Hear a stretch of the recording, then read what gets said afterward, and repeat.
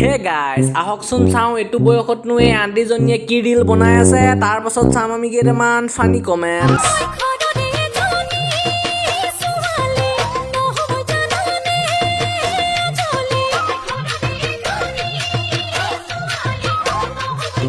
Aunty মোৰ ঘূৰাই জেউৰা সিফালে পৰি থাকিব চাব আকৌ। আইতাৰ ভিডিঅ'টোৰ আত্মাৰ সদগতি জনালো। গছডালৰ কি দুখ আছিল বাৰু ইমান কষ্ট দিবলৈ। আয় দেহি অকমানি ছোৱালীজনী খালিছে পৰিবা আকৌ চাবা। তহঁতক একাউণ্ট খুলি কোনে দিয়ে? টেকনলজিয়া ভাদ মাহত নামঘৰত নগৈ কি কৰি আছে আইতা?